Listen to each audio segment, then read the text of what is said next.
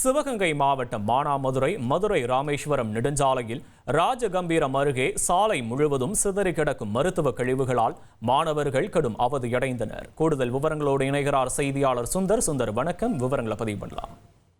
சிவகங்கை மாவட்டம் மானாமதுரை வழியாக செல்லும் மதுரை ராமேஸ்வரம் நெடுஞ்சாலையில் பாத்தீங்கன்னா ராஜகம்பீரம் அருகே நேற்று நைட் பாத்தீங்கன்னா மருத்துவ கழிவுகள் சாலைகளை சிதறி கிடந்தது. தகவலின்படி பாத்தீங்கன்னா ராமநாதபுரத்திலிருந்து மதுரை நோக்கி பழைய சாமான்கள் ஏற்றிக்கொண்ட ஒரு லாரியில மருத்துவ கழிவுகளும் ஏற்றி செல்வதாக கூறப்படுது. அந்த லாரியில இருந்த ஒரு பெரிய மூட்டை சாலையில் கீழே விழுந்தால் சாலை முழுவதும் சிரஞ்சுகள், ஆபரேஷன் கை உரைகள், குளுக்கோஸ் பாட்டில்கள் உள்ளிட்ட மருத்துவ கழிவுகள் சிதறி பரவின. இதனால் அந்த பகுதியில் கடுமையான துர்நாற்றம் வீசி பள்ளிக்கு செல்லும் மாணவர்கள், பொதுமக்கள் கடும் அவதியடைந்தனர். சம்பவம் குறித்து மக்கள் கடும் அதிருப்தியும் தெரிவித்திருக்காங்க. மருத்துவ கழிவுகள் எந்த பாதுகாப்புமின்றி பழைய சாமான்கள் வாகனத்தில் எடுத்து சென்றதும் பெரும் சர்ச்சை ஏற்பட்டிருக்கு. சம்பந்தப்பட்ட துறை அதிகாரிகள் உடனடியாக சாலை சுத்தம் செய்து நடவடிக்கை வேண்டும் என மக்கள் கோரிக்கை வச்சிருக்காங்க.